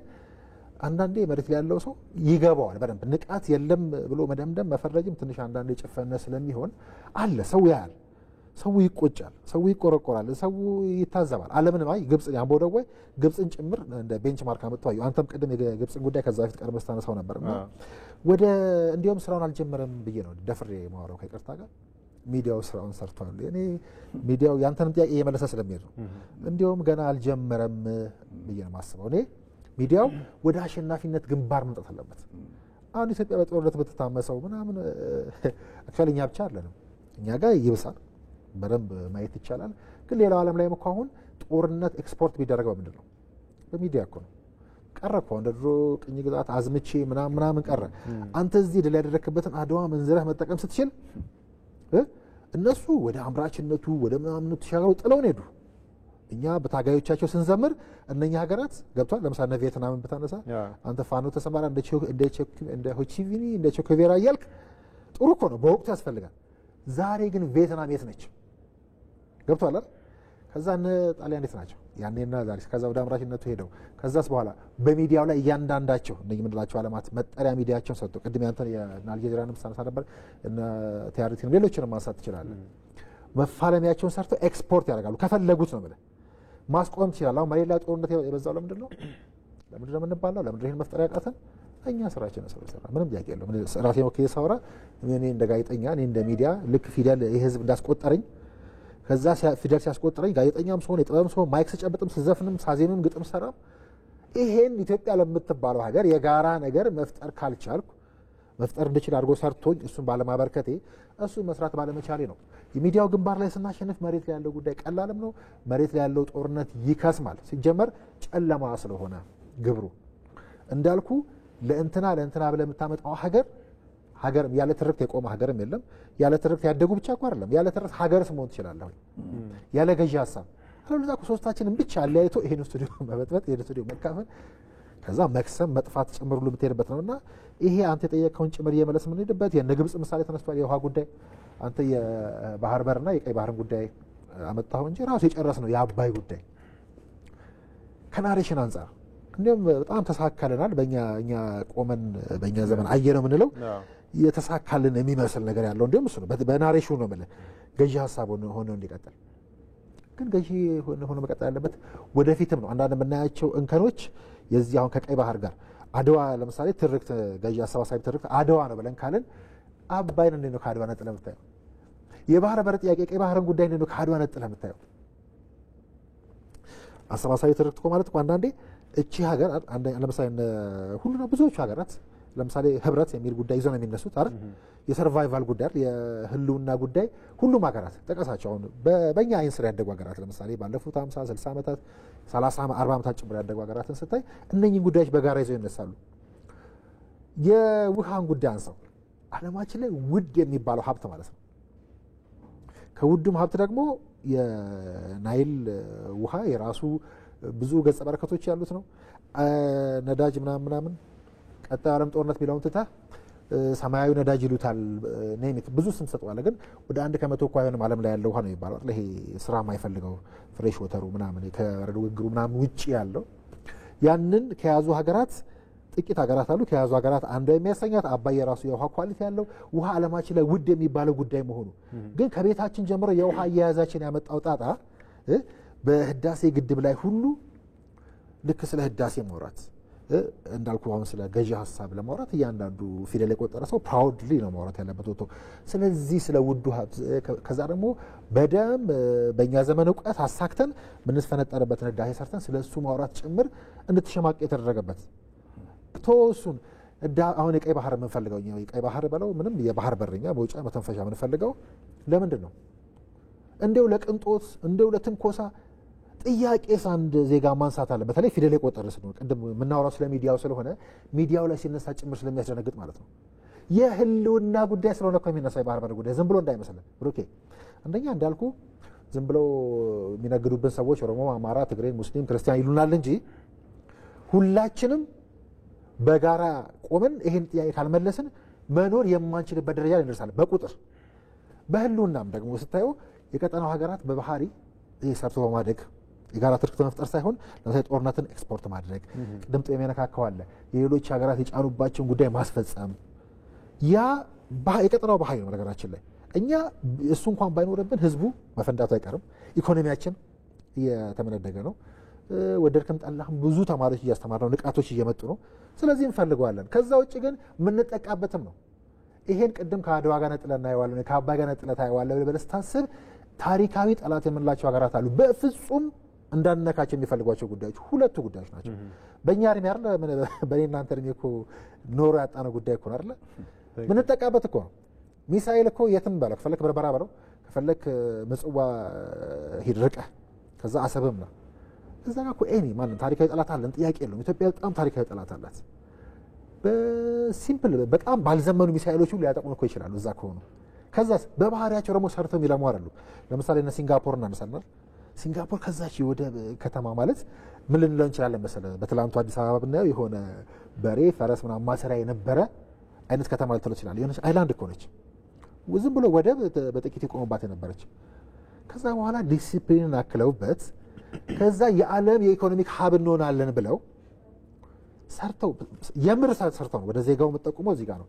የምር ሰርተው መርከቦቻቸው ሲቆም ሰርቪስ ላይ ሰርተው የሚመጡ መርከቦችን ልሰው በዲሲፕሊን ያንን ገዝተው ያን የቀረጹ ሰዎች አሉ። ስለዚህ ምን ሆነች ማለት ነው? ትልቅ ትንሽ መሆን አይደለም፣ ሁለት ሶስት ወደብ መያዝህ አይደለም። የዓላማ ሲኖር አሁን ሲንጋፖር የማደግ ዓላማ ስላላት ከዛ የሰርቫይቫል ጥያቄ ማነሱ ትርክታቸው ውስጥ ከዛ ተስፈንጥረው ወጡ ማለት ነው። ያቺን የምታክል ሀገር ዓለም ላይ ዛሬ ከ3ኛ ዓለም ወደ 1ኛው ይሻገራል አለች፣ ተሸጋገረች። ይሄን ወደ ቀጠናችን አንተው ቀጠናችን ላይ ሁለት ወደብ ምናምን የበሬ ግንባር የሚያክሉ ሀገራት ይዘው አንደኛ አይቆጭም። አሁን ሲንጋፖር ሳነሳ ዓለም አለማት እኛን እንዲሁ ተወንና ከዛ ኢትዮጵያን የመሰለች ጎረቤት ሀገር እንዲሁ 130+ ሚሊዮን ህዝብ ያላት ሀገር እንዲሁ አትይጂብኝ ብላ አቅፈህ ለምነህ በጋራ ልታለማ ሲገባ አይደል? አንዱ መፍትሄ እሱ ነበረ። በባህሪያቸው ግን የቀጠናችን የጎረቤቶቻችን ሀገራት እንደዛ ናቸው ወይ? ሁለት ወደብ ይዘህ ሀገር ዘግተህ ትቀመጣለህ? እስከ መቼ ነው ዘግተህ የምትቀመጠው? ቅድም ባልኩ በርካታ መመዘኛዎች መሬት ላይ ያለው ህዝብ አሁን እኮ ጠይቀው አፋጠጡ ነው አይደል? ከኛ በላይ እኮ ቁጭቱን ድምጻቸው ትሰማለህ፣ ማወቅም አለ እዛው። ስለዚህ እነኚህ ሁሉ የሚሰሩት እነኚህ ሁሉ የምናወራቸው ጉዳዮች ትርክት ማለት ናቸው። ገብቶን ለምንድን ነው የምንለያየው? ቅድም የልዩነት ምናምን ጉዳይ ሲያነሱ ነበሩ። ኢትዮጵያ ብለን ስለማንነሳ ኢትዮጵያን ተውሺ ሚዲያ ብለን ስለማትነሳ ማለት ነው። ቅድም ብርኬም ሳነሳ ነበር አስተምረናል ትምህርት ቤት ሚዲያ የራሱን ሪዲፋይን ማድረግ አለበት። ጥሬ ቅድም ሲያነሳው ነበር ሪዲፋይን ማድረግ አለ። የኢትዮጵያ ሚዲያ የሚባል አለ። በነገራችን ላይ የኢትዮጵያ ጋዜጠኝነት የሚባለው መፈጠር አለበት። ሚዲያው ሳይሆን ጋዜጠኝነቱ ራሱ የኢትዮጵያ ጋዜጠኝነት ትርክት የሚሰራው ለኢትዮጵያ ኢትዮጵያ ባላት ነባራዊ ሁኔታ ኢትዮጵያ መድረስ የምትፈልገው ነገር ታሳቢ አድርጋ ስለሆነ ማለት ነው። ስለዚህ እዛ የተማርነው ኤቲክሱን ፕሪንሲፕሉ ምናምን ልትቀበል ትችላለህ። ግን ሪዲፋይን አድርገህ የኢትዮጵያ ጋዜጠኝነት የሚባል ነገር መኖር አለበት፣ መነገር ያለበት። ምክንያቱም የኢትዮጵያ ጋዜጠኝነት የሚሰራው ለኢትዮጵያ ስለሆነ ማለት ነው። ኢትዮጵያ መሸጥ ብቻ ሳይሆን ሌላውንም ዓለም ለኢትዮጵያ አሳይቶ ኢትዮጵያን ወደዛም ማስመንደግ ጭምርም ነው። ገዢ ስንል እሱ አይደል በየፈርጁን ነው ገዢ ትርክት የሚለውንና ሚዲያው ገና እየጀመረ ነው ብዬ ነው የማስበውና ወደ አሸናፊነት ግንባር ሲመጣ ሚዲያው መሬት ላይ ያለው ነገር ይከስማል። በኢኮኖሚ ከፍ ስንል፣ በንቃት ከፍ ስንል፣ ሚዲያው የምርም ከፍ ሲል አይደል የሚዲያው ግብአት ራሱ እኮ ይሆን ያለውን ሹኩቻው አይደል መሬት ላይ ያለው ጦርነት እሱን ስናሸንፍ በእኔ እምነት የመሬቱ ግንባር ዓለም ላይ ያለውን ግንባር የመሬቱን ተው ዓለም ላይ እኮ ነው ግንባር ፍልም ያለብን እኛ በተለይ ውሃዎቻችንን ጉዳይ ይዘን ካየን ዋና ጉዳዮቻችንም እነሱ ስለሆኑ ዓለም አይኑን የሚያየው ወደኛ በእነሱ ስለሆነ የነ አድዋን ስሮች ስትፈልግም ከሁለቱ ውሃዎች ውጭ ወዴትም ስለማትሄድ ማለት ነው። እና እነኝን ለማውራት እንዴት ሰው ይደፍራል? ወይ ደግሞ እነኝን ለመሸርሸር እንዴት ይሰራል? እነኝን ሸርሽራ አንተ እንዴት ህልውና አለ ብለህ ታስባለህ? ይህን አንኖር ከዛ ውጭ እኮ የለንም እኛ። ስለዚህ አሁን የተፈጠረው እንዳልከው ቅድም ወደ ሚዲያው ሲመጣ ይሄንን ማውራት ታቡ ሊያደርግ የሚሞክር ከዚህ በተቃራኒ ያለውን ለመስራት እንዴት ደፈረን ወደ ጥያቄው ነው የሚያስኬደውና በጣም ያስደነግጣል። መሬት ላይ ያሉ ሰዎችንም ጥያቄ ምናልባት ከመለሰ ብዬ ነው ብሩክ አንተንም ከዛ ጋር እየይዤ የመለስኩት። እሺ ያው የሚዲያ ሀሳብ ሲነሳ እንግዲህ አሁን ደግሞ የዲጂታል ዓለም ነው። በተለይ ማህበራዊ ሚዲያው ምን ያክል ተጽዕኖ እየፈጠረ እንደሆነ የምናየው ነገር ነው። የናሽናል ኢንተረስት ጉዳይ የአሰባሳቢ ትርክት ጉዳይ ሲነሳ እንደው የሜንስትሪም ሚዲያው ስራ አድርጎ የማሰብ ብቻ ብዙ ጊዜ አለና ማህበራዊ ሚዲያው እየፈጠረ ያለውን ተጽዕኖ እናያለን በኢትዮጵያም ከኢትዮጵያም ውጪ እና ማህበራዊ ሚዲያን ደግሞ ተጠቅመው ብሔራዊ ጥቅምን ለማስጠበቅ የሚጥሩ ሰዎች አሉ። አብነት የምናነሳቸው እና ኡስታዝ ጀማል በሽር ምንድነው ዩቲዩብ ላይ በሚሰሩ ስራ በህዳሴ ግድብ ጋር ተያይዞ ምን ያክል ተጽዕኖ እንደፈጠሩ የምናየው ነገር ነው። በተጨባጭም ደግሞ ትልቅ ውጤት ጨምሮ የተገኘበት ነገር ነው። በተለይ የአረቡን ዓለም የታችኛው ተፋሰሱ ሀገራትን ከህዳሴ ግድብ ጋር ተያይዞ የሚነሱ የተሳሳቱ መረጃዎችን ከመመከት አንጻር ብዙ ስራዎችን ሰርተዋልና ማህበራዊ ሚዲያ ላይ ተጽዕኖ የሚፈጥሩ ሰዎች አሉ። ምክንያቱም አንዱ የሚዲያ ፕላትፎርም ስለሆነ ማህበራዊ ሚዲያው ራሱ የሜንስትሪም ሚዲያው ቴሌቪዥን፣ ሬዲዮ፣ ሌላውም በህትመትም ያለው ሚዲየሞች እንዳሉ ሆነው ማህበራዊ ሚዲያንስ እንዴት ነው ለሀገር ግንባታ መጠቀም ያለብን?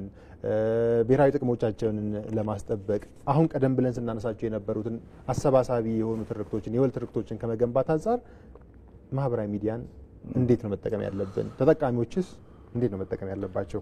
በጣም ጥሩ። እንደው ሳረሳው መሐመድ ካነሳው ነገር ጋር አንድ ነገር ጨምሬ ወደዚህ ወደ ጥያቄው ልሂድ። መሐመድ ሲያነሳው የታላቁ የኢትዮጵያ ህዳሴ ግድብ የአባይን ጉዳይ ኢትዮጵያ በስኬት በማጠናቀቋ ምክንያት ሚዲያዎች ዓለም አቀፍ ሚዲያዎች እንዴት ዘገቡት እንኳን ብንል አሁን ትርክት የሚለውን ለሌሎች ሀገሮች እንዴት እንደጠቀመ በመናገር እነሱ ወዴት ትርክት እንደቀየሩት ለምሳሌ ላቲኖችና ጥቁሮች ላቲን አሜሪካን ጥቁሮች እንዴት ነው ይሄን ዜና የገለጹት? ኢትዮጵያውያን በራሳቸው አቅም የውጪ ድጋፍ ሳይፈልጉ የአይኤምኤፍ ወርልድ ባንክ እና የሌሎች ሀገራትን ድጋፍ ሳይወስዱ በራሳቸው ገንዘብ ወደ 6000 ሜጋዋት የሚጠጋ ሃይድሮ ኤሌክትሪክ ፓወር ሰርተው አስመረቁ። ይሄ ዜና ምን አይነት ነው ለጥቁሮች? ይሄ ኒዮ ኮሎኒያሊዝም የሚባለው በኢኮኖሚ በሌሎች እንትኖች የሚይዙህን ከዛ እንዴት ማፈትለክ እንደሚቻል ኢትዮጵያ አስተማረች ለሌሎች። እነሱ ቀይረውት ናሬሽኑን መቀየር እንችላለን እንደ ኢትዮጵያ በራሳችን ሀብት በራሳችን ገንዘብ ህዝባችንን አስተባብረን ለካ መውጣት እንችላለን ከድህነት እያሉ ዜናዎቹ በሙሉ የተዘገቡት በዛ አንጻር ጥቁሮች የዘገቡት በቃ መቀየር ይቻላል። ልክ ቅድም አድዋን ደጋግመው ጠቅሶ ነበር። ልክ እንደ አድዋ ኢትዮጵያኖች ናቸው ያሸነፉት። እዚህም ይሄ ዳግማዊ አድዋ ነው የሚባለው። ኢትዮጵያውያን በራስ ኒዮ ኮሎኒያሊዝምን እጅግር ይዞ በኢኮኖሚው በምኑ በዚህ በዲጂታሉ በምኑ ይዞ እርዳታ እየሰጠ የሆነች መንገድ ለመስራት የሆነች ትምህርት ቤት ለመስራት የሆነች ላይብራሪ ለመስራት የነሱ ድጋፍ እንዳለ እየተሆነ ነው አይደል ሲወራ የነበረው። ከዛ ውጪ ነው ታላቁ የህዳሴ ግድብ የተገነባው። ያንን የዘገቡበት መንገድ ሌላ ናሬሽን ህዝባቸውን ማነሳሻ በራሱ እንዲቆም እያደረጉበት ነው ያለው። እኛ ብዙ ምንዛሪ ያስፈልገናል ይሄንን ለመስራት የሚል ነው። ወደዚህ ወደ ዲጂታል ሚዲያ ወይም ደግሞ የማህበረሰብ ትስስር ገጾች ይሉታል ሶሻል ሚዲያ አካባቢ ላይ ያለው አሁን ያው ዘመኑ እንግዲህ ደግሞ ያመጣው በብዙ መልኩ ዘመን አመጣሽ ነው። ብዙ ሰው አሁን ጄኔሬሽኑ ወጣቱ በዛ በኩል ነው የሚገናኘው ምን የሚለው እሱም ቢሆን የሀገራት አሁን ቻይና ስትሄድ የራሳቸው የሆነ መንገድ ነው ያላቸው ፕላትፎርም የራሱ ነው። የሌላውን ባህል ታሪክ ምን አምጥተ መሰገስግበት ወይም ደግሞ አእምሮውን የምትቀይርበት ምክንያት የለም። ስለዚህ የራሳቸውን ፕላትፎርም አዘጋጅተው ዊቻት ነው እንደዚህ የሚሉት የራሳቸው አለ። የራሳቸውን ህብረተሰብ ወጣት በራሳቸው ታሪክ ባህል ማንነት ፍልስፍና ውስጥ ነው እየወሰዱት ያሉት። ስለዚህ አሁንም እኛ ይሄም እድል እንዳይበላሽብን አሁን በዲጂታሉ ማለት እንዳይበላሽብን ለምሳሌ አንዱ ምንድነው የተበላሸብን ድሮ ነጻ ፕሬስ ተብሎ ጋዜጣ መጽሔቶች ነበሩ። እነዚህን ጋዜጣ መጽሔቶች የነበረው መንግስት ከዚህ ቀደም የነበረው መንግስት በስርዓት ባለመያዙና ወይም ባለመንከባከቡ ወይም እንዲያድጉ ባለማድረጉ አንባቢውም ጋዜጣውም ጠፍቶ በዛው በማነቆ ውስጥ ወዴት ገባች ኢትዮጵያ? ወደ ዲጂታል ዓለም ገባ። ያላነበበ ህዝብ ወይም ደግሞ በዚህ በጎሳ በብሔር በማንነት ቀውስ ውስጥ ሲያዳክሩት የነበረው ህዝብ ዲጂታል ሚዲያ ውስጥ ገባና እንደገና እዛ ውስጥ የጸብ ማአት የጥላቻ የእርስ በርስ ግጭት የሐሰተኛ ዜና ምናምን ስርጭቶች በጣም በረከቱ። ስለዚህ አሁንም ይሄንን ማሰብ ያለብን እንዴት ነው ኮንትሮል የምናደርገው? ይሄ ዝብርቅርቅ ያለውን ዓለም አሳሰብ እንዴት ወደ ስርዓት ወዳለው እናምጣ የሚል ሌላ ውይይት ይፈልጋል። አሁንም ጥሩ ጥያቄ ነው። ስለዚህ እንዴት ነው ሐሰተኛ ነገሮች ሲሰራጩ በምንድን ነው ኮንትሮል የምናደርገው? ጥላቻዎች፣ ግድያዎች፣ አላግባብ የሆኑ መረጃዎች እነዚህን ሁሉ ስርዓት ካለበጀነላቸው አሁንም የሀገራችንን ቀውስ ያባብሰዋል። ስለዚህ ከአሁኑ ቁጭ ብሎ አንዱ ሚዲያ ሊትሬሲ የሚባለው ለምሳሌ የአንድ ሰው አንድ ዩቲዩብ ላይ አንድ ሰዓት ምናምን ቆይቶ ሲጨርስ ምን አገኘ? ምንድነው ህይወቱ ላይ የደመረለት የጨመረለት? ህይወቱን እንዴት ያስተካክል አደረገለት? የሆነ ዜና ሳይ በህይወቱ ላይ ምን ለውጥ አመጣ? ምንድነው ያመጣበት? ይሄንን እንዲያውቅ ይሄንን እንዳይፈልግ አሁን ሐሰተኛ ዜናዎች፣ ውሸቶች፣ ስድቦች ብዙ ተመልካች ለምን ያገኛሉ? ለምን ነው ሲሰድበኝ የማየው? ዋይ ማለት የህብረተሰባችንን ንቃተ ህሊና ስላላደበር ነው ወይም ትራንስፎርም ያደረገው ህብረተሰባችን ወደ ዲጂታል ዓለም የገባው እነዚህን ነገሮች መመዘን አመዝኖ አጣርቶ ማየት መስማት ያልቻለ ህብረተሰብ አፍርተናል ማለት ነው። ለምን ነው ሲሰድበኝ ነው? ይሄንን በጣም ንቃተ ህሊና የህብረተሰባችንን እሱ ላይ መስራት እንደገናም ደግሞ እንዲህ አይነት አላግባብ የሆኑ ነገሮችን እንዴት ነው መቆጣጠር የምንችለው? እሱን ማየት አለብን። ከዛ ውጪ ደግሞ አንዳንድ ሰዎች ምን ይላሉ? እናንተን የመሳሰሉ ሰዎች ትልልቅ ሰዎችን ስለሌለበት እኮ ነው እዚህ ሶሻል ሚዲያ ውስጥ የማንም መፈንጫ ሆነ። እናንተ ደግሞ አይ ብላችሁ ከዛ አካባቢ ወጣችኋል። ለምን የእናንተ መምጣት የትልቅ ሰው የሊቃን ኤሊቶች ወይም ደግሞ በተለያየ መንገድ የእውቀት ሀብት ያካበቱ ሰዎች ሶሻል ሚዲያ ውስጥ የሉም። እውቀታቸው ስንት ዩኒቨርሲቲ ተማሪ ነው በፌስቡክ በትዊተር በመናም የሚጽፍ ምን የሚል ያም የለም። ስለዚህ እንደነዚህ አይነት ሰዎችም ወደዛ ጎራ መጥተው ሐሳብ እንዲሰጡ ምን እንዲሉ መስራት በጣም ያስፈልጋል። ግርግሩ ስለበዛ ማለት ነው የውሸት ግርግሩ። በጣም ጥሩ።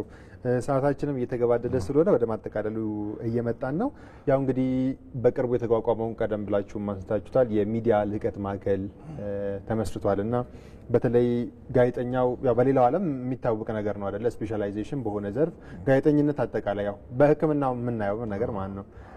ልክ እንደዛ ጋዜጠኛው በእያንዳንዱ ጉዳይ ላይ ጥልቅ የሆነ እውቀት ኖሮት ስለ ሀገሩ እንዲዘግብ ጥሩ ግንዛቤ እንዲኖረው ከማድረግ አንጻር በጣም አዎንታዊ ሚና ይኖረዋል ተብሎ የሚታሰብ የልቀት ማዕከል ተገንብቷል እና ቀደም ብለን ካሰብናቸው ጉዳዮች ስናነሳ ከነበርናቸው ጉዳዮች በተለይ አሰባሳቢ ትርክቶች ናሽናል ኢንትረስትን ብሔራዊ ጥቅምን ከማስጠበቅ አንጻር የዚህ የሚዲያ ልቀት ማዕከል መገንባት ወይም መቋቋም እንዴት ያለ ሚና ይኖረዋል ማለት ነው? አዎ እኔ ያው ብዙ ጊዜ በግሌ ስወተውትም አግሬሲቭሊ ሳወራበት የነበረው ጉዳይ ነውና በጣም ተገቢ ነው። ቅድም እንዳልከው ስለ አሰባሳቢ ወይ ደግሞ ገዢ ሀሳብ ወይ ደግሞ ገዢ ትርክት የሚፈጠረው ነው ብለህ ስታስብ ቅድም ለምሳሌ ሚዲያ ሊትሬሲ አንዱ ጥብ ያነሳ ጉዳይ ነው።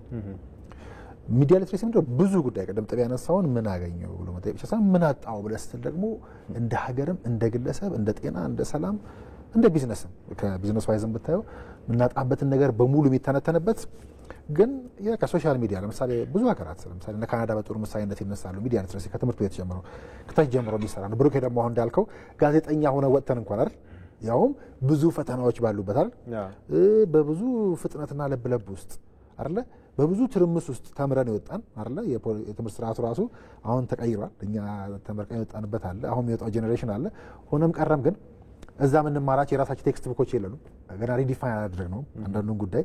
ስለዚህ ከዛ ተምረህ ስትወጣ በእውቀት የበቁ አሉ አይደል ለምሳሌ ቅድም እንዳልኩት ነጥቤ ከተግባራቸው ከስራቸው ከጽሁፎቻቸው የተማር ነው እንጂ አስተምረው ነው አይደል ማለት እንደዚህ በሙያ የበቁ ተፈትነው ያዩ የሀገራት ልምድ ያላቸው ሰዎች ተሰባስበው ደግሞ የኢትዮጵያ የሚመስል ሚዲያ የሚፈጥሩበት ሀገራት በትርክት እንዴት ተሰሩ ብለው ያንን የሚፈጥሩበት ምን እናሰላስልበት ምንድነው ኢትዮጵያ ምንድነው በገዢ የሚለው ሀሳብ ጠበይም ብሩኬም ማሜም በጋራ ሊገዙ የሚችሉት ሀሳብ ምንድነው ብለው የሚያሰላስሉበት ምንድነው ያለን ሀብት በጋራ ሊሸጥ የምንችለው ዓለምን እንዴት ነው እንዲገዛን ልናደርግ የምንችለው በዚህ የጋራ የሆነ ጉዳይ ፈጥረን የሚለውን ጉዳይ ሁሉ የሚሰራው እዚህ ውስጥ ነው። መጀመሪያ ሀሳብ ስለሆነ ማለት ነው። ገዢ ሀሳብ ገዢ ትርክት ማለት ገዢ ሀሳብ ስለሆነ ማለት ነው።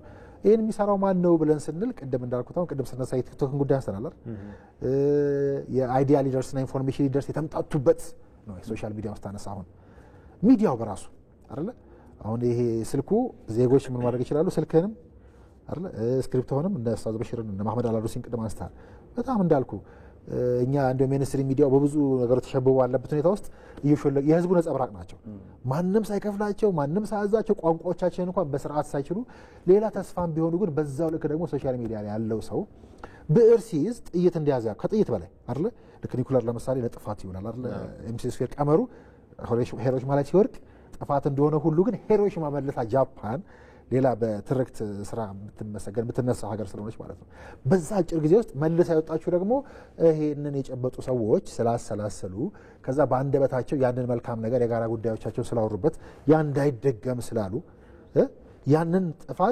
ያንን የጥፋት መሳሪያ ሁሉ ወደ ልማት ቀይረውታልና ይሄ ሁሉ የት ነው የሚሰራው ካልከኝ እዚህ ውስጥ ነው የሚሰራው። ይሄን የሚሰሩት ማናቸው? ብዙዎቻችን እኮ በራሳችን ጥረት ካልሆነ አይደል እንዲህ የልቀት ተቋማት ተመስርተው አንድ አይደለም የሚያስፈልገው በጣም ብዙ የልቀት ተቋማት ነው የሚያስፈልጉ።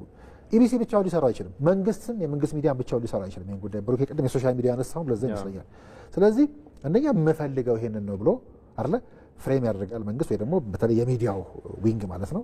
እሱን የሚሰራውም ጭምር ይሄ ይመስለኛል። ይሄን ተቋም የመሰረቱ ወይ ደግሞ ተቋም ውስጥ ያሉ ሰዎች ወይ ደግሞ መሰል ተቋማትና ሌሎች ጆርናሊዝም ስኩሎች ሊሆኑ ይችላሉ የሚሰሩትና የጎደለን እኮ ይሄ ነው። ምንም ፋይዳ ብቻ ሳይሆን አሁን የምናወራው ጉዳይ በሙሉ ለምንድን ነው ያለው ሪዲፋይን አድርግ እያልን ነው አይደል የሚደረገው የት ነው?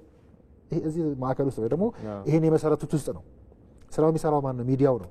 የት የበቃው እዛ የበቃው አሁን ያለውስ በየቦታው ያለውንም ማብቃት አለበት ማለት በግል የሚጥረውንም መደገፍ አለበት መንግስት።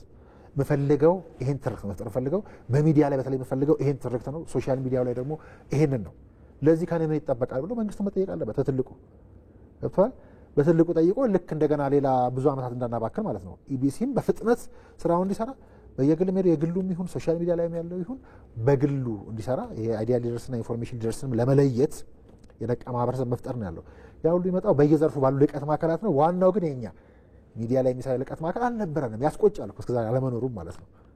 በብዙ ነገሮች ቀድመን ማለት ነው። ስለዚህ ይሄ የምናወራው ጉዳይ በሙሉ የሚመልስ ስለመሆኑ ምንም ጥያቄ የለውም። ከዛ የራሳችንን ሲስተም አይደል የራስን ሲስተም ብታበለጽግም እኮ አባይን ብትገድብም እኮ ይሄ ካልተሰራ አይደለ እውቀቱ ካልገባ አፑ ሰጥተው ልክ አሁን ሶሻል ሚዲያ ላይ እንደምንባዘነው ሁሉ ልክ በሲስተም ብታመጣው ለምሳሌ እነ ቻይና ቻትና ሌላውን እንዳበለጸጉት ሁሉ እኛ ጋር በእርግጥ አሉ ጅምሮች እንዳሉ አውቃለሁ፣ እየተሰሩ እንደሆነ አውቃለሁ። ራስህንስ ቫልዩ ታደርጋለህ ወይ? የራስህንስ ትለብሳለህ፣ የራስህን ትጠቀማለህ። ይሄ ከምንድን ነው የመጣው? ይሄም እኮ ናሬሽኑ ባለመስራት ነው። እንጂ እንዳልኩ ያደጉ ሀገራት በትርክት እንጥቀሳቸው ብለን ሰዓትም ስለሄደብን እንጂ እነሱን ሁሉ ብንመዝግ እኮ የምናነሳው አንዱ የምናገኘው ኳሊቲያቸው እኮ የራስህን የማያምርም የሚመራውንም ጉዳይ ግን የጋራ ከሆነ በጋራ የሚያስመነድገን ከሆነ እሱን መጠቀም ጭምር አለበት። ስለዚህ ስለ ሲስተምም ስለ አፕም ኢትዮጵያ ዴቨሎፕ እያደረገች ያለችም ስለምታደርገውም ስናወራ ከዛስ የዚህን ቫሊዩ ማወቅ ከፈለግን ሀሳብ ነጻነት በሚል ለመጻደቅ ከሞከርንም ስንነሳ ነው። አሁን የቲክቶክን ምሳሌ እንድገመው። አሜሪካ ውስጥ በኔ ኮንትሮል በኔ ምናምን ካልሆነ አሰራም የተባለው በዚያውም በቆምንበት ዘመን ነው አይደል? የገዙት እነማን ናቸው? መርምረው ያገኙት ተመልካቾቻችን። እና እዚህ ውስጥ ሁሉ ብሩክ ያልከው ጉዳይ ይመለሳል። ስለዚህ ሊትሬሲ ሚዲያ ሊትሬሲ በብዙ የተጎዳንበት በብዙ የምንነቃበት በብዙ ጉዳዮቻችን የልቀት ማዕከሎቻችን ያስፈልጉናል። እዛ ውስጥ ስለሆነ በረከቱም ያለው ትርክት የሚሰራው እሱ ስለሆነ ትርክት ካልተሰራ ደግሞ ሀገር የፈለገ ብታንጽ የፈለገ ብትገነባ ስለሚንደው ማለት ነው። በጣም ጥሩ። እንግዲህ እንደተባለው ሚዲያ ራሱን ሀሳቡ አስፈላጊነቱ እንግዲህ የሰው ልጆችን ህይወት የተሻለ ማድረግ ስለሆነ ቤተርመንት ኦፍ ሂውመን ላይፍ ነው የሚሉት አይደለ? ያው የሰው ልጆች ህይወት የተሻለ እንዲሆን ነው። ይሄ ደግሞ የሚሆነው አሰባሳቢ ትርክቶችን በመገንባት የወል ትርክቶችን በመገንባት ለቆሙለት ዓላማ በአግባቡ ስራን በመስራትም ስለሆነ ከዚህ አንጻር እያንዳንዱ የኢትዮጵያ ሚዲያ ሜንስትሪም ሚዲያውን ብቻም ሳይሆን ያው በማህበራዊ ሚዲያ ላይ ዛሬ የሲቲዝን ጆርናሊዝም እያንዳንዱ ሰው መረጃ የሚያጋራበት ዘመን ነው እና እሱም እንግዲህ አበርክቶ ይኖረዋል በዚህ ውስጥ ተብሎ ስለሚታሰብ እያንዳንዱ ከዚህ አንጻር መገንዘብ ይኖርብናል ብዬ አስባለሁ። አጠቃላይ ግን የነበረን ቆይታ በጣም ጥሩ እንደነበረ ተስፋ አደርጋለሁ።